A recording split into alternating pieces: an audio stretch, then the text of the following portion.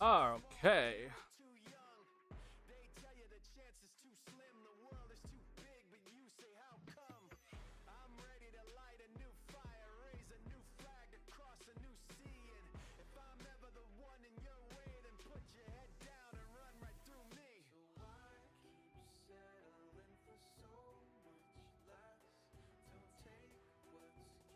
Sorry, y'all. I'm having a little bit of a network issue going on. Um, I don't know if you guys can see in the body because I actually think YouTube does a decent job if I cut out, but like I started stream and my I literally looked at my internet and my internet just went like, oh, it just went so downhill. So I had to restart everything. I like went off my internet and restarted stream again, and the stream on YouTube didn't cut out. It looks like, so that's good. But hopefully we're up and running. So far, I'm doing all right. So I'm hoping to get a decent stream in and hopefully not having too many technical issues. But tonight is a pretty crazy night. It's a pretty crazy night as a Bulls fan because I don't think a lot of us would have ever thought that this day would have actually happened where Zach LaVine's playing in a Bulls uniform again. Bulls brought Zach LaVine back tonight as he's officially back from his foot issue, which he had a platelet-rich injection foot to help heal it, and LaVine's been kind of ramping up in the past week. He went to the Windy City Bulls to do contact practice, and he responded well, and he was able to come in and play tonight. Obviously, he came off the bench. Also, good news: Nikola Vucevic came back tonight as he was dealing with the groin issue from the Max Strus dunk that where he got kicked in the groin. So it's good to see that they're both back. They both came off the bench tonight, and I'm not going to say fully that the Bulls took care of business, but they got the win, which was the big thing that they needed to get. They had to win this game no matter what. So good job getting this win. And let's move forward into Charlotte and let's go win in Charlotte again. Because the Bulls need to get everyone possible at this moment in time. And yeah, we're going to talk about a few things. I noticed a few new wrinkles to the Bulls offense with LaVine back in it that we have never seen before. This is like kind of like newish stuff that I was like, hey, I like what I'm kind of seeing here. And I think that we have a kind of like a lot to kind of go over in terms of how Zach kind of played throughout this game, which a lot of people are kind of noticing that he was pretty passive, especially at the start. I thought Vucevic came back and was also sort of like a little bit passive, but I thought he implemented himself pretty well. And I honestly think that all things considered, because this was not an easy game by any means. Like, if people think this was easy, this was not an easy game. Bulls did not have Patrick Williams tonight, as he's dealing with his ankle thing, which we've been kind of noticing that, and we saw that in the last game, and then he heard it in the game against Philly. And then Alex Caruso was out with the cervical soreness, which is basically neck soreness. So suddenly, as the Bulls get two players back, we missed, or now missing two key players again. Alex Caruso and Patrick Williams have been the two best defenders on this Bulls roster this season, and suddenly they're just out. And because of that, even with LaVine and Vucevic returning, I would assume I had to play 40 minutes. So did Kobe White. DeRozan to play 37. Like, this was not an easy game by any means. And the Bulls still got the win, which is, I think, the big thing overall that I'm happy to see. And I think considering all the, weird rotations that we had to see tonight with, LaVine and Vucevic off the bench, Dalen Terry got his first start, for God's sake. And all things considered, I think this Bulls team did pretty well tonight. It's very difficult to adjust on the fly, playing with lineups that you've never played with before. LaVine and Vucevic coming off the bench is just weird for everybody, including the coaches. So this was not easy. This was not easy by any means, and I think the Bulls did a really good job adjusting, and I was really happy to see it. Namely, I want to give credit to this guy right here. Kobe White did a really fantastic job, in my opinion, because a lot of tonight, I think, was him. This was Kobe really attacking the Hornets, and you can even kind of tell in the third quarter he was kind of gassed from it. But Kobe was doing a lot tonight. He was kind of yelling at people like, "Hey, we need to go here. Hey, push it." And he was the main focal point for pushing the ball with pace, and helping the Bulls get some easy buckets in transition. He was also honestly the main offensive option tonight. DeRozan had obviously some of his moments, and LaVine and Vucevic are not, fully back into game shape here. But Kobe was doing a lot, and he had some timely buckets, and I thought that he deserves all the credit in the world here. So big props to the point guard tonight, because my God, did we need Kobe to have like a really solid game to kind of keep things stable as lineups are shifting. And he played 40 minutes and put up a really solid performance. So big props to him overall. But I want to hear from you guys. Let me know what you guys think about this game, because I do have some thoughts, but I don't want to be the one talking. What's going on, Kick Me Down? How you doing? What, drew fouls? Yes, he did draw fouls. That was pretty big as well. We got to the free throw line. We didn't get to the free throw line a lot tonight. We got there just enough, because the Hornets barely got to the free throw line. So just enough tonight in terms of free throws. So pretty solid. 29 assists on 40 made baskets. That's pretty good. The biggest thing, I think, the big issue tonight for the Bulls, okay, was the turnovers. There was too many turnovers for the Bulls tonight. I know it only says 14, but there were too many turnovers tonight by the Bulls. Some of it I thought were unforced. I think we kind of remember the DeRozan when he threw it out of bounds to try to get to Terry Taylor, and it just was completely off the mark. Yeah, there's too many turnovers tonight by the Bulls. And it's not like it's kind of weird when you look at things, because the Hornets were just playing faster in general tonight, as they got 89 shots up. They also had 11 turnovers, but the Bulls only got 74 shots up.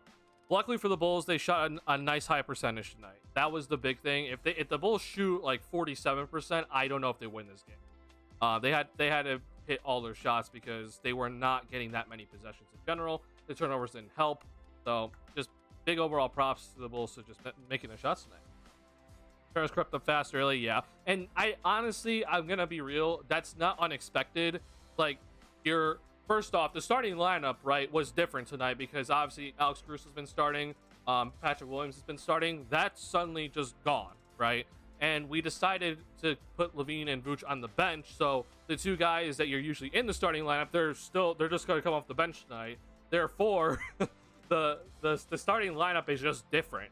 Galen Terry has to come in and suddenly, acclimate himself into this starting lineup, right? That's not normal.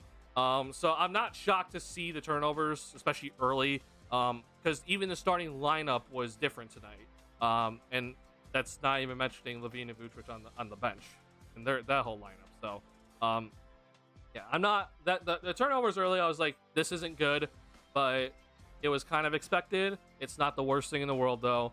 But the Bulls, they had to pick it up somehow. And eventually, in that second quarter, especially near the end, they kind of figured some things out and got some distance. Drummond had a few early, yeah. Drummond had a few whoopsies, I call them, early on, yeah. But, like I said, though, I think this is just really solid. You can just kind of look at the shot charts in the box score. It's pretty evenly spread out. Kobe White and Vucevic took the most with 12. LaVine in his return took 11. He shot 6 of 11, which is good. And yeah, I mean, the assists across the board, I mean, you see 4-6, 4-6, 4-6, right? That's good. That's really solid overall. I was really happy Carter was hitting shots. I was also happy that Javon Carter was finally hitting his jump shot. We talked about Javon Carter last stream, and man, it's been such a rough go for Javon Carter and his homecoming. And yeah, I mean, Javon Carter, as of right now, because even though that we got LaVine and Vooch back tonight, Caruso and P. Will went out tonight. As of right now, we still need Javon Carter to play. I'm aware that a lot of people are like, they don't want to see Javon Carter play again. But right now, he needs to play. He has to play right now. So as of right now, we need his jump shot, and his jump shot finally went. He finally sank some jump shots tonight. Javon Carter, his entire value in the offensive end is hitting jump shots, so he has to hit his jump shots. It's a rough way of kind of living on the offensive end, but it's unfortunately the case, and I'm happy to see that he was finally able to knock down some jump shots here, because if he's ever gonna be back into the rotation where he's getting consistent minutes, it's gonna have to start with his jump shot. It's the only way, and he was able to hit it. So good stuff overall. So yeah, pretty cool. Pretty cool stuff tonight. Now, as well as I think the Bulls did in general, the offense still, I mean, even with these two guys back, it still had very much struggles. It just was struggling throughout the entire game. The second half was obviously better. Just look at this overall. The Bulls scored more points in the second half than the first. But that second quarter where the Bulls were like reeling, like they just couldn't hit a shot, but their defense was keeping them in it. That was really rough to watch because I understand, especially with LaVine and Vucevic, they're gonna have rust, but even with the whole, like we're trying to acclimate guys back in, and guys are rusty and weird rotations, like this team still needs to get up and down quicker. They gotta push more tempo, no matter what the situation is. And I thought the Bulls tonight, especially in the first half, they missed some opportunities to get out in transition, like earlier on in the first half. That they have to, no matter what, do that. I think in the second half it looked a lot better, but they have to push the ball in transition no matter what. No matter what's happening. Whoever's on the floor, I don't care who's on the floor. God's sake, if Julian Phillips has to play 30 minutes, like, you have to be pushing the ball in transition, because this team, even with guys back, they're still going to struggle to score in the half court. It's just facts, unfortunately. So they have to push pace. And I think that was kind of my big thing that I was upset about early on. But like I said, they were able to do things better as we kind of move forward. What's going on? Well, you didn't watch the game? You missed LaVine's return. But yeah. He looked good for it being his first start. Dalen Terry, he deserves so much credit for tonight. He hit 2 threes, 2 open corner threes, the shot that he has to take, and he made those 2. Big claps to him, because he has to take that shot with confidence, and he made 2 threes tonight, which is huge. Not only that, he had some nice steals. He played some really solid defense. And again, being in a lineup where he's not used to playing with these specific guys, good stuff for him. Yeah. My question is, could Zach and Kobe coexist? I'm still trying to figure that out myself. I think tonight when I watched these two, it looked really good. You could tell that LaVine was letting Kobe bring the ball up a lot more and kind of run the offense more. And I think that plays to both their strengths. I think obviously Kobe's been pretty good with the on-ball stuff and with his hesitation dribbles and the ability to change gears. And Zach, if he's a little bit more off-ball, I think that's a good thing. And it's not just for the entire team; it's for also just himself to get some easier shots than him having to create for everything. So theoretically, it should work out, and I think tonight was a pretty good showing of it. But we know that it has not worked out previously, so there's no reason for us to suddenly trust that it's going to work out suddenly. So it's a lot of it is on Zach to like sacrifice his, bringing up the ball all the time and creating a lot his own shots. It's going to require that sacrifice, but it's also then on Kobe to make sure that he's finding Zach when he is open. Because as much as we want to talk about like, okay, well, LaVine and DeRozan, they got to give up the ball to help get guys engaged. You can't forget about Zach if he's off ball. That's also very important. You have to find him when he is open for this to fully work out. So tonight, I think it looked pretty good. I don't know if LaVine's going to be coming off the bench in the next game. I honestly would not be shocked if he does. But once we really see then LaVine and Vucevic back in the starting lineup, I'll be very interested to see how that kind of works out. Coexisting doesn't mean passing up shots by either of them. If it's there, take it. So yeah, this is a good transition into what I was kind of noticing with Zach early on. Zach was definitely passing up shots early. And I think part of it, so there was one play where I thought that, like, a lot of people were like, oh, he passed up on this one. There was one play where he was driving baseline and he threw it over to Javon Carter in the corner. I actually thought that was a good play. I know some people like immediately tweeted after like that specific play, like why didn't he take it? That play, I was like, that was fine. I think that was a good understanding of where guys are, and Zach, being willing to find the corner man is a good thing. I didn't have complaints about that, but there were definitely some moments where I thought in transition where he caught the ball, and I thought he could just flat out just attack, and he decided not to do that. Um, in terms of overall jump shots, I think he maybe passed up on 1 3. But other than that, it just seemed like he was less looking to actually go ahead and just score the ball early on. Then he had that little burst to end the half, end the first half. He got out in transition for a dunk, good pass by Kobe White, like basically a full court pass to him for a dunk, and then obviously he had the 3-point shot in the corner where he faked and got the defender to blow by him, and he took the three and made it. So that was good to see from Zach to kind of end the half, because it really showed that like, hey, like he's moving well, and conditioning wise, he looks pretty okay. Now, the biggest thing for me tonight, no matter what the results were for Zach, whether he scored 2 points or he scored 30, I just needed to see that he was moving okay, and I think on both ends of the floor tonight, he looked really good. He looked like he had no issues with his foot. He looked like he was at full speed for most of the game, and he did a good job of just full out, attacking when he decided to. It looked like he was not afraid of contact or anything when he decided to attack. So that's the kind of my biggest takeaway with it overall. I'm aware that he was passing up on some shots, but then I think we saw some good, overall highlights from him where it's like, oh, he's attacking now, and then he did a really good job when he did attack. So I'm aware of him, passing up some shots. I'm just gonna say this: I don't think he's gonna pass up those shots later down the road. I don't. I think this is just him trying to make sure that he's feeling okay. He's not potentially dealing with something like still like a little tiny thing. And he's up to full speed and it looks pretty good. He was just trying to get a feel for what it feel like passing more. I mean, honestly, okay. I understand that it's like, oh my god, he's passing the ball. Zach LaVine passing the ball too much. I never thought I'd say that. I actually think he has passed the ball pretty well this season overall. I think in previous years, Zach has had a big issue of not passing when he probably should. But I think this year he's passed the ball overall like well. But I guess you could also say that he's just trying to get a feel for passing it. He's defending a lot more too. So yeah, it was good to see Zach willing to defend guys like very, very toughly.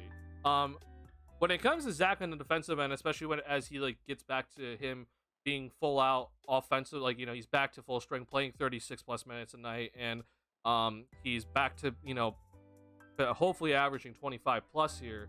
I am aware that it is very hard to do that, like to do full effort on both ends of the floor. It is very difficult to do so.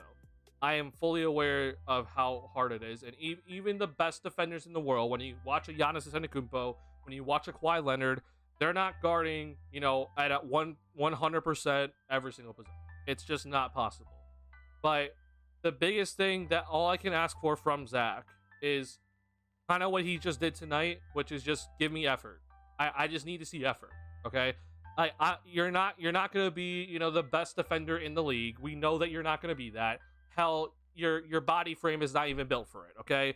So even if you did it full out try, you're not going to be the best defender in the league. It's just not possible. He's only 6'5", 6'6". He's skinny, not the longest arms. Like it's just not possible. But I need effort. And tonight was effort and a lot more awareness than what we saw in the first, 19 games when he was playing. Biggest thing to me is that he's understanding switching a lot better. He's understanding positioning when it comes to switching, and he's also looks like he's calling it out a lot better. And if he just gives me that, where we're not getting confused on switches with him, and he's just giving me some effort when it comes to when he has to actually guard a guy on ball, then I won't complain. Because that's all it really takes, honestly. He just wasn't doing any of that to start the year. And maybe Zach has kind of figured out a few things about this team specifically where he might actually have to not go full out on the offense in terms of all of his energy, because he might have actually realized that the only way this team actually scores is through their defense, because this team in a half-court offense is just so atrocious that he might honestly just think, okay, if I just go and play good defense, then I can get easier buckets in transition. So I'm gonna hope that that's the mindset for him moving forward. And I'll be interested to see if this continues. The other thing that I'm very, like, this is also going off the Kobe White and Zach LaVine, can they coexist? The other thing that I'm big on looking at is we saw a lot tonight when both LaVine and Kobe were on the floor that Zach was just letting Kobe like kind of play make and just, you know, take the ball up and be the engine that's driving this team. And when I talked about how, you know, with Kobe, you know, being more on ball and everything and Zach being off ball, but the other part about this is Zach being willing to, especially in transition, being willing to give the ball to Kobe, because I think LaVine, as good as he is in transition with the ball as a one-man fast break, he is one of the best in the league as in a one-man fast break. When it comes to like those, you know, 3-on-3 fast breaks, right? If he can be off ball and have Kobe, you know, Kobe's bringing it up and he is just running alongside him, he might be a bigger threat that way. And that's going to also help him not expend as much energy. It's just going to allow him just to get some easier shots in transition, not to do everything. So I'm interested to see if that continues, because that's what happened tonight. But again, like that's not any guarantee it's going to happen for the rest of the games this season, especially if LaVine is going to be here to stay, which I don't know at this point. I don't know what's going to happen.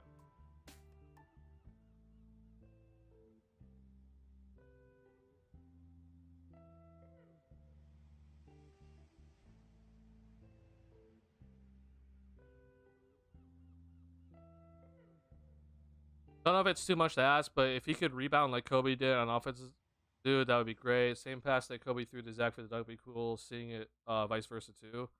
Um, it would be cool, but I think you could tell though that how hard it would be to kind of reverse those roles, right? Because if you kind of think about it in like football terms, LaVine is definitely the wide receiver. Like no matter what, he is easily the wide receiver in that duo. Um, and I would much rather him looking to be out there, because I trust LaVine more to finish a play than for him to start a play. And I think putting Kobe in the position just to throw it out there is best for both ends of that tandem. It would be nice though if Zach could do that for Kobe, but I think Kobe right now, because of his ball handling, is so secure that I think he needs to be the quarterback in this scenario and have LaVine be the wide receiver, and just you know run it how they did with Lonzo and Zach. Like Zach leaks out quickly and Lonzo just chucks down a touchdown. Like that's what I'm hoping to see, honestly, because I don't know with Kobe how, one, obviously his as good as like we get surprised with Kobe's, you know, leaping ability sometimes, and I like it always surprises me when he does dunk, and he has good hops, but I'm also aware that LaVine's just different.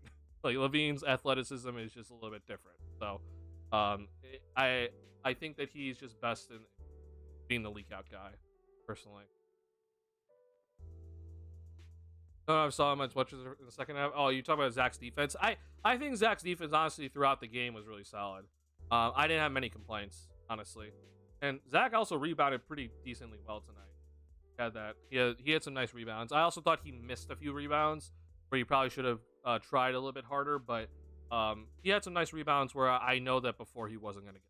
Like, you know, in the earlier games, he was 1,000% not getting those rebounds. But he did a nice job, I think so.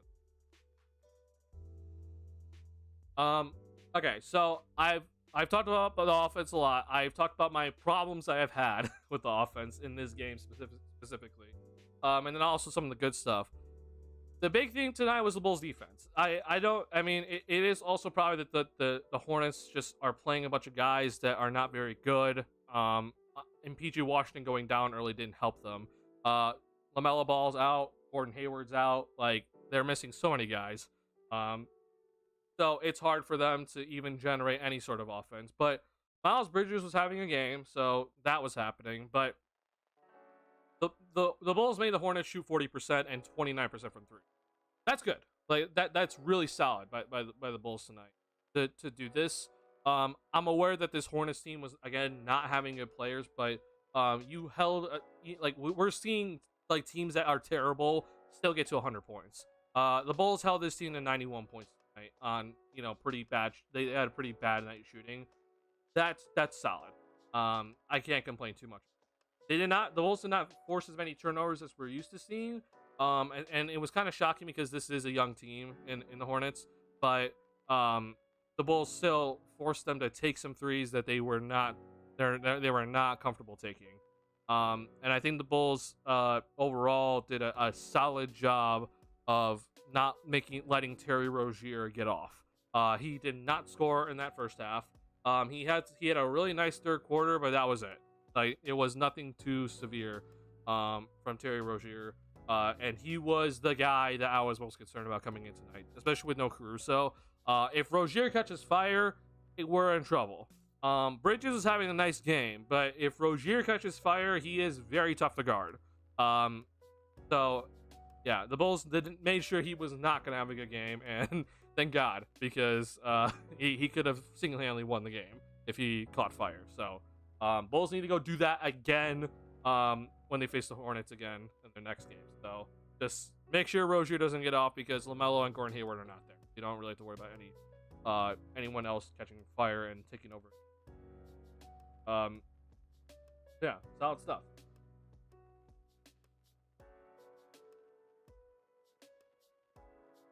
All right. Checking in on Shams because I feel like a trade might be imminent and it's not including the Bulls, but it's including some other people. Other teams, I should say. Bridges on fire. Yeah, Bridges was on fire, man. I was very shocked in some of the shots he was hitting. He was taking some contested threes. I was just like, Jesus, and he would just drain them. Yeah, he had a nice game going. Honestly, probably should have had more shot attempts instead of just 18. It's all things considered. I mean, this team that the Hornets were putting out there was not very good, and they lost PJ Washington. So he probably should have had more shot attempts, but yeah, he had a really nice game. So good mental note for next game.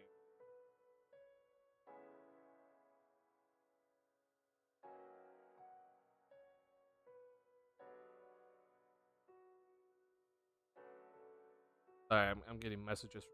So nice stuff. All right, I want to see actually if they they actually put the stuff in now. So there's a play that I want to go over with you guys. That I was like, hey, this is pretty solid. I like this play that I saw. I don't think this is it, but I just want to check. I'm aware. Okay.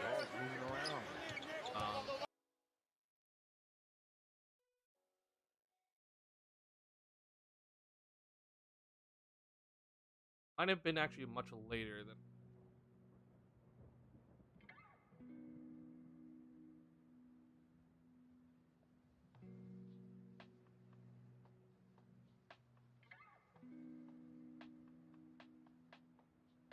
I'm gonna check this Carter 3, but I don't think and this is one. Oh, hello.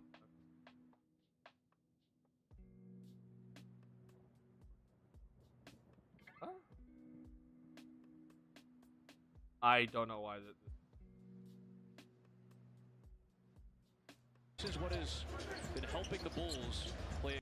So LaVine was off the court at this point.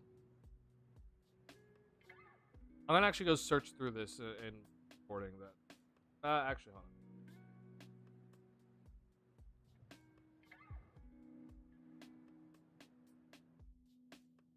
Actually, I'm checking Twitter to see if Stefano maybe just tweeted it because I don't want to go searching.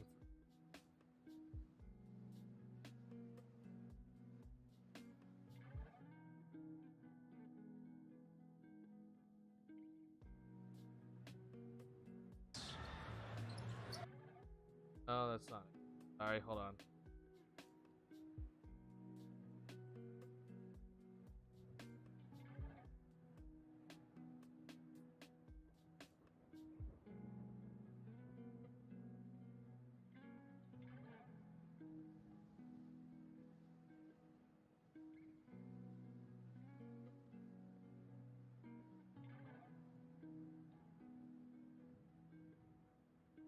I'm just gonna go search. Here he is, and a traveling violation. Continue to.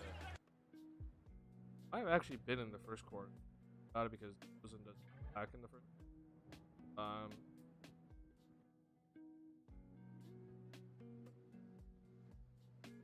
What? Okay, NBA.com is bugging. So they say that they had the videos in, but clearly not in. What is going on?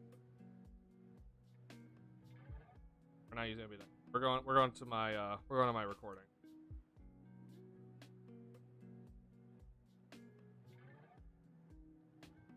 Sorry, guys. When I use my recording, I have to like change a lot of settings, so just give me a second.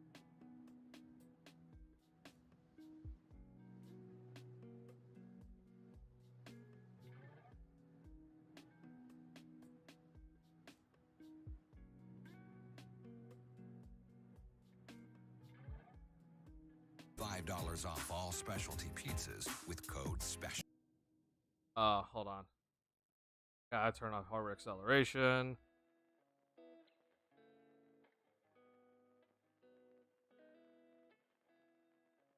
Actually, hold on. I'm just gonna hide my screen. Oh, sorry, guys.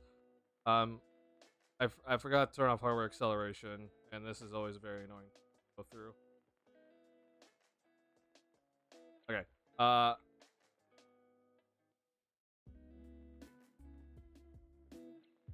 What's going on, Calvin? How you doing?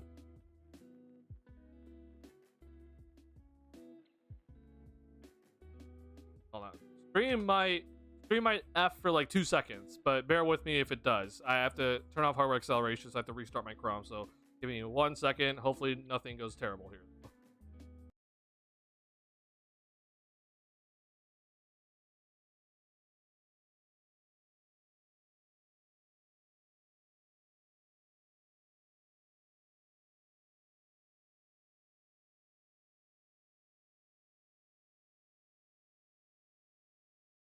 Okay. All right. Please give me a thumbs up if you can hear. I think we're good. I know it just I know things just kind of stop for a second. So give me a thumbs up if you can hear me.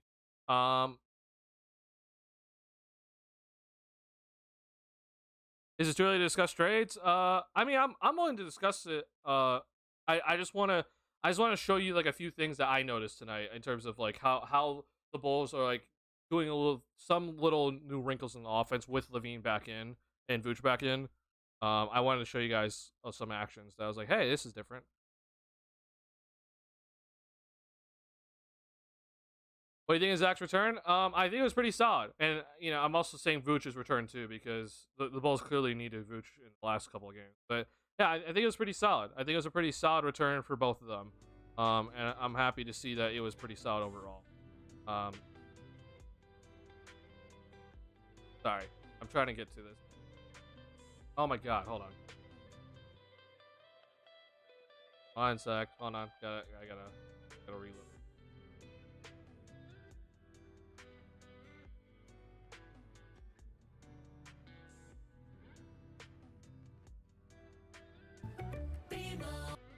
Blah blah blah.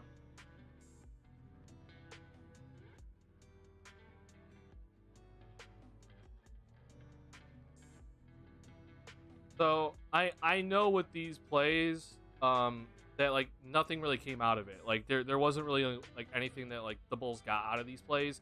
But I was happy to just see these plays in general. Like these are like solid plays to run. And I'm like, hey, like this is good. So automatically, like for example, like right here. So this is an example where it's not even Kobe. I went. But this is an example where Kobe's not even handling the ball, and just watch it as DeRozan brings it up. We're already seeing like, okay, we got to go. Like we're going, right? And so the Bulls a lot of the times recently, kind of if like especially if DeRozan brings it up, what they'll do is they'll run like this little double screen here, right? And so you can kind of already see LaVine's coming over as like, oh, we're running this play. But then here comes Terry Taylor on the other side. So what this does, right, this squeezes the Hornets defense. Suddenly now you got 4 guys that are all standing here, right? that's a good start to how things are like to a good like to the play. Like that's good. You want if you're able to squeeze the defense into like one area, this is solid. And so we see here it's like okay, LaVine's not actually coming over. LaVine decides to go away. Terry actually slips it. Probably should have gotten the pass right here, but I understand it's a little bit hard. So that could have been like an easy, simple play for Taylor to get a layup here. Now the spacing here, and this is kind of where things get a little bit awkward, and this is where I was kind of pointing out, like it, guys haven't really played with each other. Guys are playing in different lineups. Like this is not normal. Taylor honestly should have went over here. Zach obviously went down and here. This shouldn't be happening, right? So this needs to just get cleaned up. But it ended up not really mattering in the end. We saw then Zach like push Taylor go over here now because if it, obviously we can't go over here at this point. This is solid. This just helps the spacing be better. Kobe does a little rondo type move, and he puts in the bucket. So this was overall nice. Now, yeah, not this play either. I believe it's actually the next play for the Bulls. Zach brings it up. Oh no, okay. This is the transition bucket.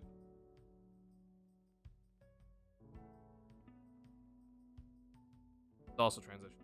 Jesus, I'm losing my mind. No, this is it.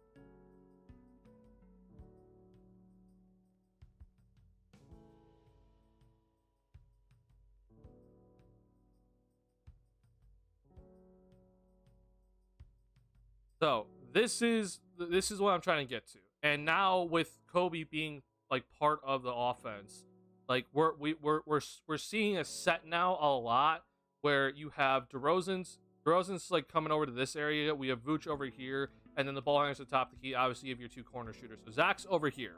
Okay, keep this in mind because I'm going to show you then another play where it's a very similar set, but it's not the same play, right? And you see it's just the same set coming down the floor. So that's basically Horn set, right? Like that's typical Horn set from this team. And we see here, this is just, again, this doesn't lead to anything. This is just a turnover, unfortunately. But I like it. Like I like this sort of just like set play where we don't exactly know what's going to happen next. Because then I think the Hornets make this shot. See if this is the play that I want.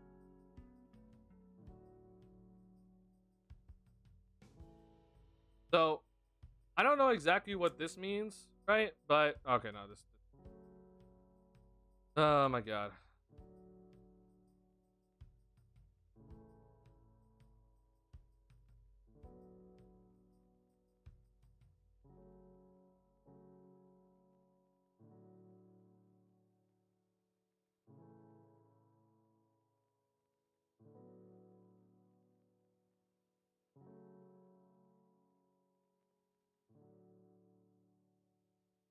So I talked about earlier how like Bulls kind of do this, right? Where they like run like double screen, right? Early as like the ball's coming through. Like this again is like typical stuff by the Bulls. Moving on though.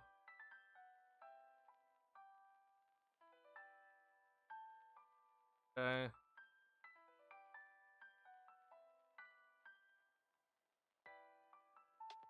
And still.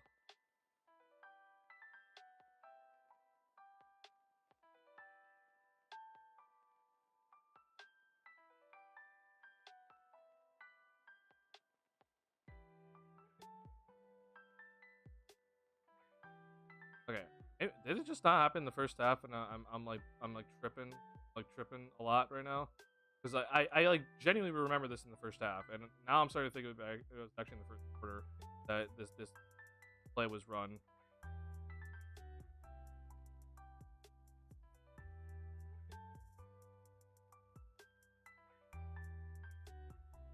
Yeah. Okay. Hold on. All right. I'm going back to one quarter now.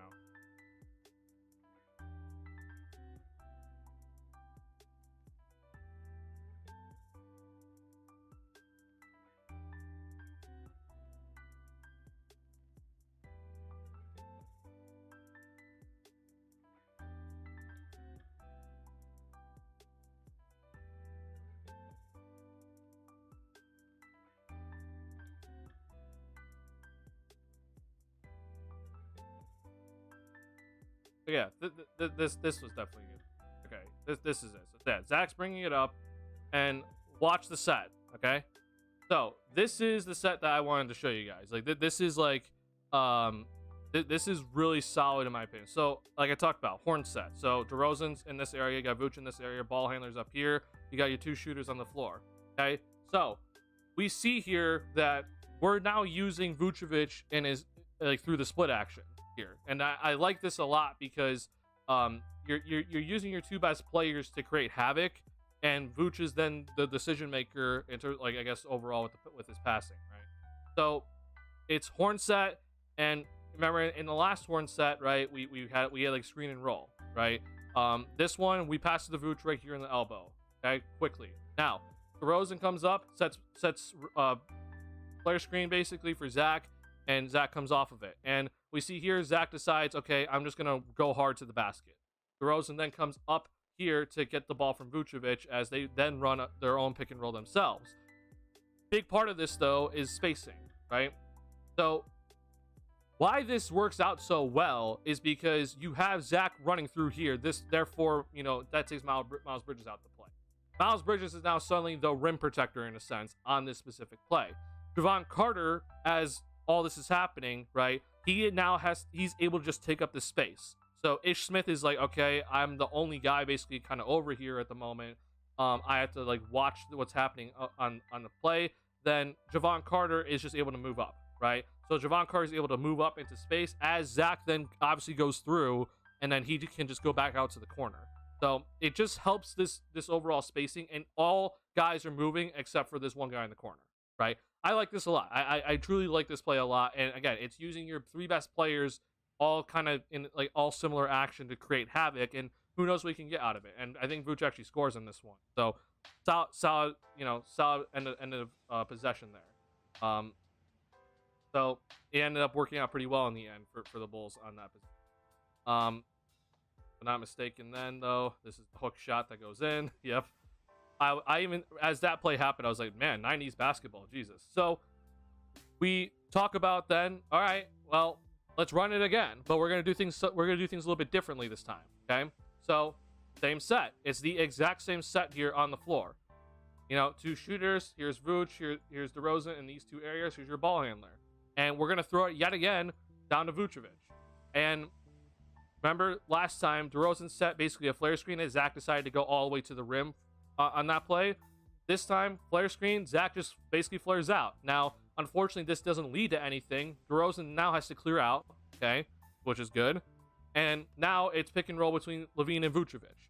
This is the stuff that, like, it will keep the defense on their toes. You do not know who is actually going to be getting the ball, right? Who's going to be running the pick and roll in this play. It may look like the same set, but then what is Zach going to be doing? Is Zach going to be going hard to the basket on the cut, or is he going to be flaring out for a three? If neither of those options are available, then suddenly DeRozan's here for a pick and roll. So it really does help these guys these three guys all operate in the same area, right? We've talked about this before. Like, why do these three guys, like, they're all good offensively, but why haven't they been able to gel? It's because they all take up the same space, right? Vooch wants to be here a lot of the time, right? Well, so does DeRozan. DeRozan wants to shoot here all the time, and Zach LaVine is a wing who likes to drive here all the time. All these guys take up the same space. So how can you get these guys operating at the same time on offense without them taking up the same space? Well, put them all in the same action all at once, right? And then have one of them get out of here as the action's happening. Therefore, these two then have room to operate. This one doesn't really lead to anything, unfortunately, but it does lead to a switch here, which this is one of those moments, in my opinion, where Zach just should have attacked. I wouldn't have minded if Zach pulled it back out and went back in, but as the switch is happening, he should have 100% just attacked here. But he decides to throw it back out, and they swing it. The Bulls don't really get anything out of this possession, honestly. Zach ends up taking this 3-point shot, which is fine, at the end of a possession if nothing's really happening. But again, no, I like the action. I really like the action overall. With these sort of plays. So I'm interested to see if this sort of stuff is going to continue moving forward. Having Vooch be, at the elbow, kind of like the decision maker in a sense. If he sees an open cut, he'll just throw it to them. And then obviously you're using the split action with him in the post. You got DeRozan and LaVine coming off of either some sort of flare screen or some sort of pin down screen. Like, it doesn't matter what you do. And it helps guys just have more space to operate, as you know, these two have all these three guys have always operated in the same space. Now you get some more room to kind of operate as one, you know, kind of fades out of the play in the all right. See Alex Cruz, Reggie Jackson, Julian Strother, Justin Holiday. Ooh, okay. So you're talking about the Denver Nuggets. I will get back to you on that, Noel, as I bring up Trade Machine. I want to get through everything. Our lineup shrinks big time when Terry's out there. It does, but yeah.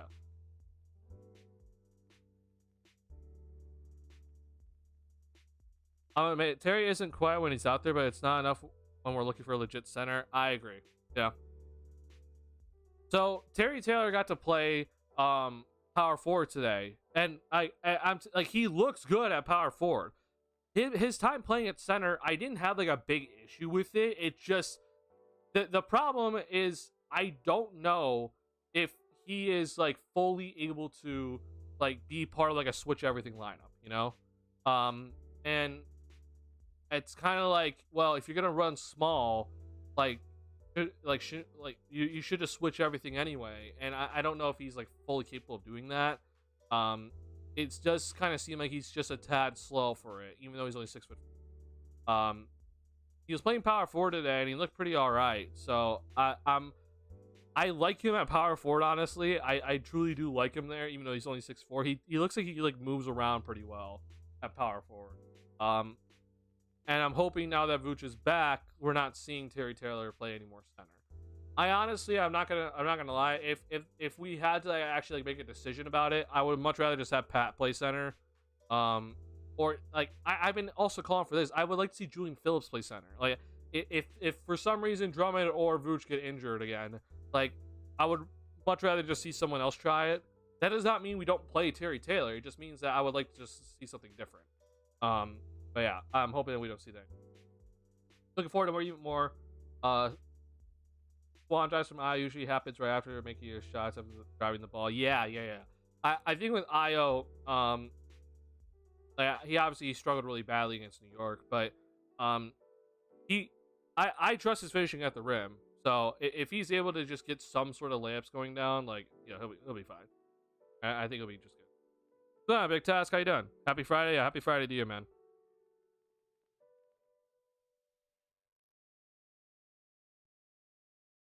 Did the Knicks play today? I don't even know if the Knicks play today.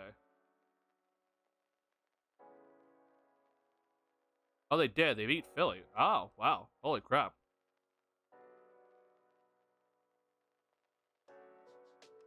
Yo, what? Y'all beat Philly? Jesus.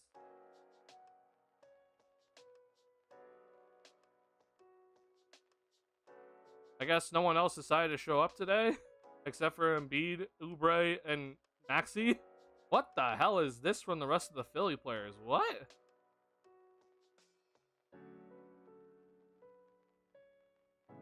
Five, 7, 9, 15, 19, 21. So, players not named Embiid, Oubre, and Maxey combined for 21 points. What? Jesus Christ. Wow. I'm looking at it right now, man. I'm shocked. I'm actually shocked by this. Crazy.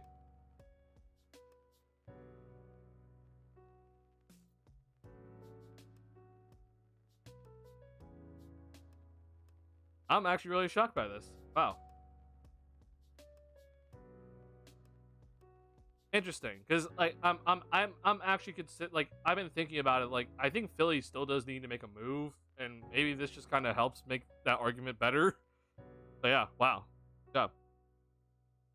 I'll watch highlights. Yeah, I'm also gonna watch highlights later. I gotta catch up on some of the other games. Like I want to watch these highlights because the Clippers are rolling, bro. Like I can't believe what the Clippers are doing. Like they're rolling. Like they're at it. Like they're playing at like a ridiculous level at this moment. And Kawhi's missed games too. Kawhi missed like 4 straight games in a row, and like they're still rolling. Okay, so this happened. So the Suns finally got a win. Yeah. All right, Noel, are you still here? I'm gonna do the trade machine that suggested here.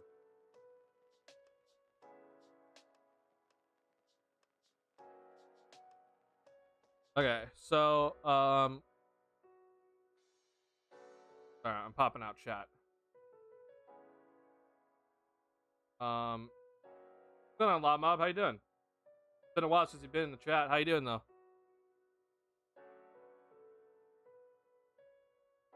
His ego though? Did it? I mean, honestly though, I think financially there would have been some problems. Like I don't know how that team actually does stay together, but yeah, I mean, probably should have stayed in Stanford. Good to see you, Lot Mob. Hope you're doing well.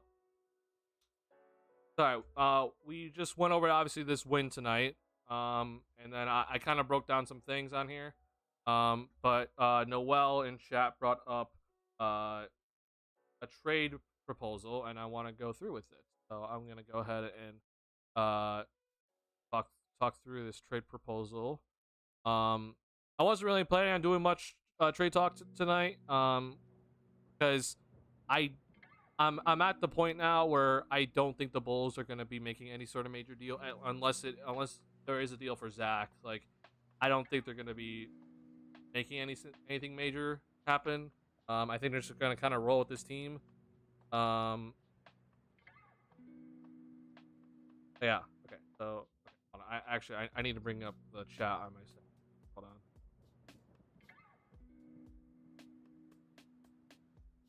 Sorry. Hold on. Okay, so it's Reggie Jackson, it's Julian Strother, Justin Holiday. Okay. This would be the trade that Noel has suggested for Alex Caruso to go to the Knicks. Or sorry, not the Knicks, the Nuggets. Jesus, sorry. Big Task is in the chat, and he's a Knicks fan. We were just talking about the Knicks. Okay, so yeah, this trade here. My only concern with this trade. So first off, I think if you ask the Nuggets like, hey, we want Julian Strother and Justin Holiday, we take it. Like the Nuggets absolutely take that. Excuse me. I'm actually worried about Reggie Jackson, and here's why. The Nuggets bench has gotten worse this season. The Nuggets starting lineup has been like very, very, very good. It's like the best starting lineup in the league. Their bench though has taken a major hit, and the one like guy that has actually been pretty okay, for off the bench for the Denver Nuggets has been Reggie Jackson. And I understand you're getting Caruso, right? But I don't think the Nuggets can actually afford to give up Reggie Jackson, sort of. Well,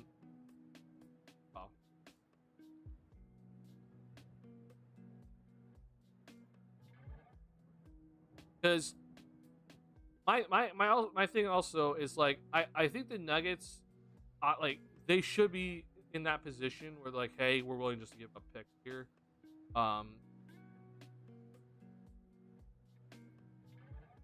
Is like let's say you do this trade, then your bench is basically Zeke Naji, Christian Braun, Alex Caruso. There's basically no backup point guard.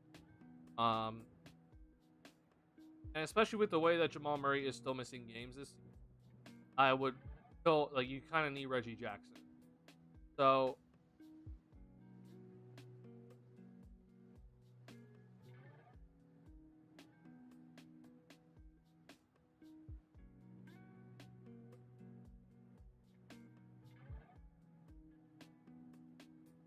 okay, so I watched Hunter Tyson play in Summer League. He's a pretty alright player. I don't know, give me Konkar, I guess. Does this even work financially? No, it doesn't. We're not giving a Peyton Watson on. Yeah, like the only way this would work is if like we also get like Hunter Tyson, and then oh no, even this one. Wow, okay. Yeah, so I guess it would just basically be like, unless you're willing to give up like Christian Braun or Peyton Watson. I guess the other guy would be the DeAndre Jordan. Like, you could also do this in a sense. Sorry. They would still have to go. So financially, this would work. Obviously, for the Bulls, you don't. Oh, I forgot the Nuggets. The Nuggets actually don't have their picks. Ooh.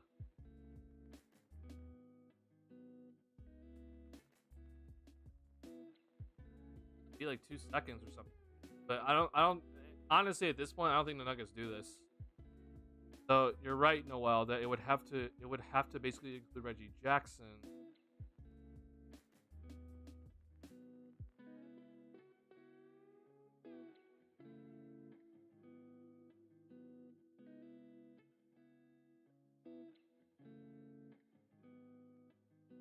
Oh boy, man.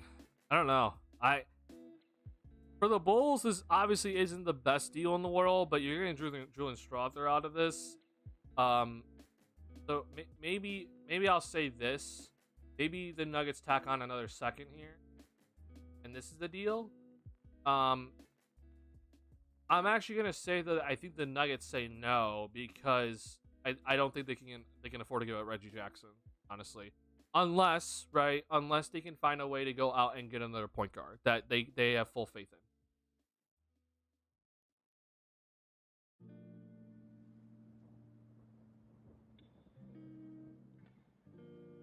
I really Bulls don't like to make moves in the trading world. They're only to do so based on Zach and the Zach situation. Like, and here's the thing. Also, I don't even know if they're gonna trade Zach. Yeah, I generally at this point I don't even know. My brain is too slow for these on the fly trade scenarios. Oh, I'm so sorry. Okay, so I don't know if you guys know this, but so I do have like ADHD. So there's like 5 things running through my head. Like there's like 5 different scenarios that I'm like thinking about. So when I see this, right, I'm like, okay, you know, but like what if you could do this? What if you could do this? So if I'm going too fast, I do apologize. That's my at least for me though, I'll just make it easy. I think no for the Nuggets. The Bulls, it's not the best deal in my opinion you could do for Caruso.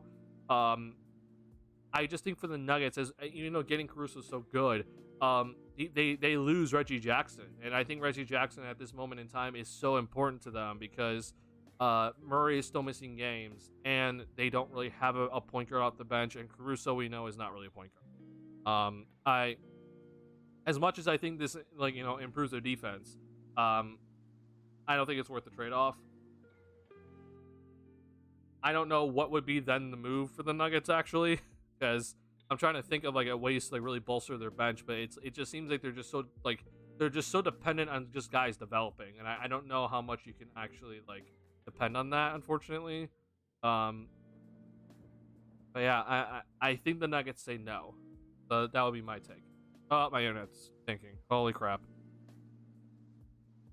We had such a good run with, like, fine internet, and the stream was doing fine, and now suddenly the internet decided to tank.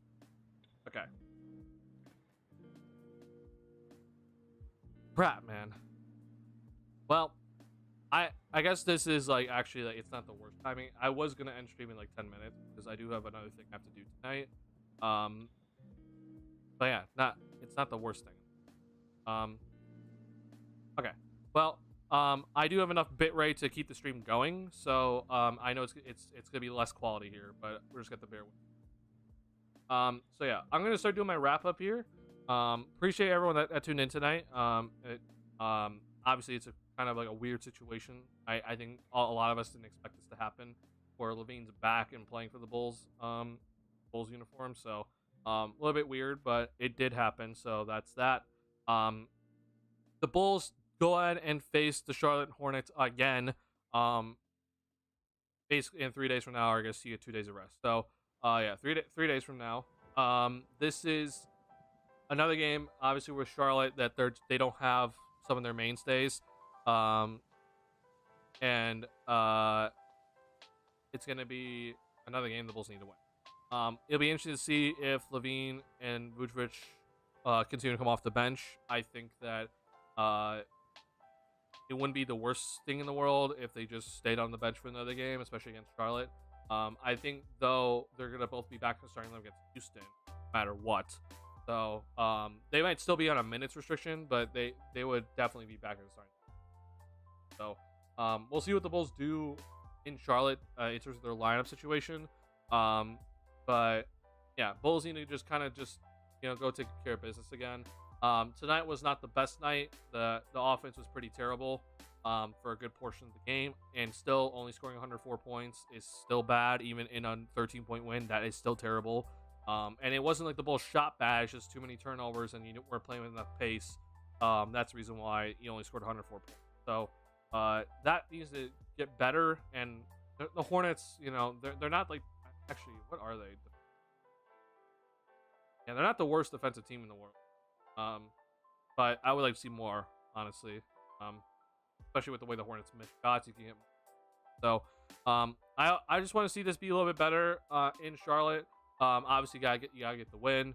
But yeah, after these two games, then then things get serious again. Bulls gotta go and face the Rockets. Then they gotta face the Warriors, which Warriors are struggling, but you can't take them lightly. And they gotta face the Spurs, the Cavs, and Toronto. So not an easy schedule moving forward here in the month of January. I know it's easier kind of later down the road, but month of January is not the easy.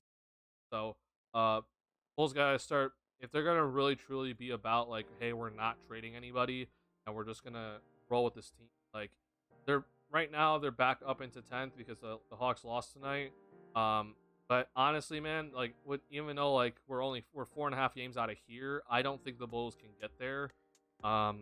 So yeah, they're get to here, I guess. That's the next. And maybe the Cavs fall off a cliff. That could happen, but I don't know if the Bulls can even get up to 8. But you got at least try. So that's that. All right. I can already tell the stream is. Oh my god, I've dropped 8,000 frames. What the heck, man? Okay, it's a good time to end. Thank you guys for watching. If you have not already, hit the like button on the stream. If you're new to the channel, like Bulls content, please subscribe. Thank you to all the VOD watchers. Appreciate y'all a lot, even though you're not here right now in the live chat. I do appreciate you, and then obviously everyone that showed up tonight. I appreciate it a lot. I'll probably be back for this game. We'll see. And then I kind of have a life update for you guys. But peace out, y'all.